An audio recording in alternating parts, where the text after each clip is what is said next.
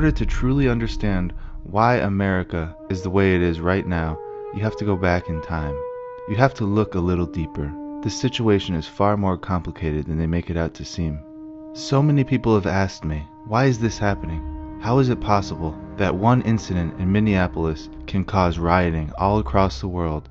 We're seeing riots in France, we're seeing riots in England, we're seeing riots all across Europe, and of course, all throughout the United States. So what is the reason for this? Well, before we get into this interview from 1984, I'm going to leave you with some words from Malcolm X. This was recorded in 1963. The white liberal differs from the white conservative only in one way. The liberal is more deceitful, more hypocritical than the conservative.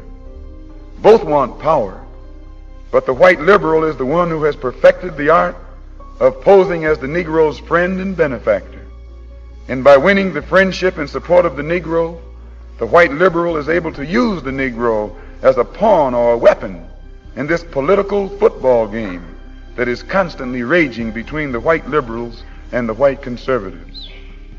The American Negro is nothing but a political football, and the white liberals control this ball through tricks or tokenism, false promises of integration and civil rights. In this game of deceiving and using the American Negro, the white liberals have complete cooperation of the Negro civil rights leader, who sell our people out for a few crumbs of token recognition, token gains, token progress. Now that you heard what Malcolm X has to say about this situation, let's take a look at this 1984 interview with Yuri Bezmenov. He was a defector from the KGB, and he has some insights as to what's going on today. Check this out. Yuri Alexandrovich Bezmenov. Mr. Bezmenov was born in 1939 in a suburb of Moscow. He was the son of a high-ranking Soviet Army officer. He was educated in the elite schools inside the Soviet Union and became an expert in Indian culture and Indian languages. He had an outstanding career with Novosti, which was and still is, I should say, the press arm or the press agency of the Soviet Union. It turns out that this is also a front for the KGB. He escaped to the West in 1970 after becoming totally disgusted with the Soviet system, and he did this at great risk to his life. He certainly is one of the world's outstanding experts on the subject of Soviet propaganda and disinformation and active measures. Well, you spoke several times before about ideological subversion. That is a phrase that I'm afraid some Americans don't fully understand. When the Soviets use the phrase ideological subversion, what do they mean by it? Ideological subversion is the slow process which we call either ideological subversion or active measures, активные мероприятия in the language of the KGB, or psychological warfare. What it basically means is to change the perception of reality of every American to such an extent that despite of the abundance of information, no one is able to come to sensible conclusions in the interests of defending themselves, their families, their community, and their country. It's a great brainwashing process which goes very slow, and it's divided in four basic stages. The first one being demoralization. It takes from 15 to 20 years to demoralize a nation. Why that many years? Because this is the minimum number of years which requires to educate one generation of students in the country of your enemy, exposed to the ideology of the enemy. In other words, Marxism-Leninism ideology is being pumped into the soft heads of at least 3 generations of American students without being challenged or counterbalanced by the basic values of Americanism, American patriotism. The demoralization process in the United States is basically completed already. For the last 25 years, actually it's overfulfilled, because demoralization now reaches such areas where previously not even Comrade Andropov and all his experts would even dream of such a tremendous success. Most of it is done by Americans to Americans, thanks to lack of moral standards. As I mentioned before, exposure to true information does not matter anymore. A person who was demoralized is unable to assess true information. The facts tell nothing to him.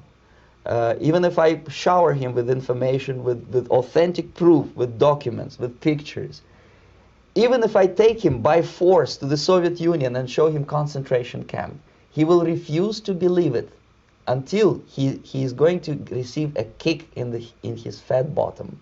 When a military boot crashes his balls, then he will understand, but not before that. That's the tragic of the situation of demoralization.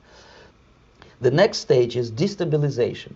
This time, subverter does not care about your ideas and the patterns of your consumption. Whether you eat junk food and get fat and flabby, it doesn't matter anymore. This time, and it takes only from 2 to 5 years to destabilize a nation, what matters is essentials: economy, foreign relations, defense systems. And you can see it quite clearly that in some areas, in such sensitive areas as defense and economy, the influence of Marxist-Leninist ideas in the United States is absolutely fantastic. I could never believe it 14 years ago when I landed in this part of the world that the process will go that fast. The next stage, of course, is crisis. It may take only up to 6 weeks to bring a country to the verge of crisis. You can see it in Central America now. And after crisis, with a violent change of power, structure, and economy, you have so-called the period of normalization. It may last indefinitely. Normalization is a cynical expression borrowed from Soviet propaganda. When the Soviet tanks moved into Czechoslovakia in '68, Comrade Brezhnev said, "Now the situation in brotherly Czechoslovakia is normalized."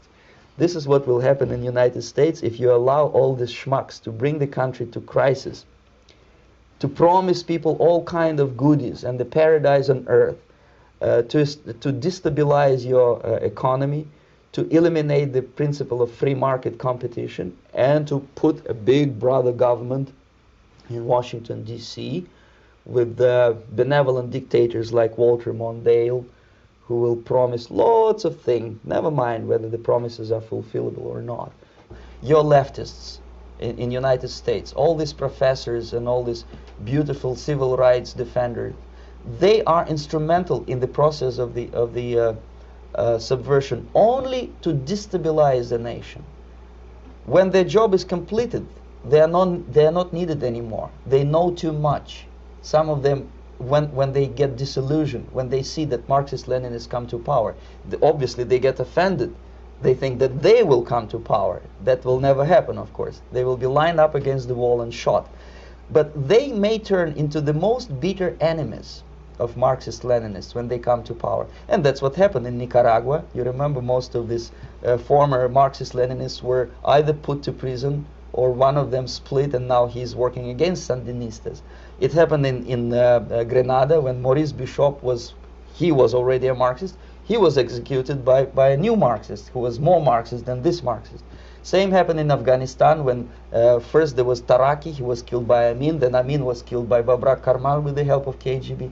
Same happened in Bangladesh when Mujibur Rahman, very pro-Soviet leftist, was assassinated by his own Marxist-Leninist military comrades. It's the same pattern everywhere.